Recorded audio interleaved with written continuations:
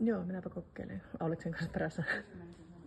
Varsinkin jonkun tuollaisen vähän hitaan jalalle ja Vapperilla.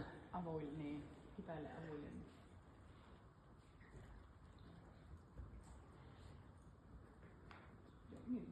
Taitavaa. Voi mikä hieno.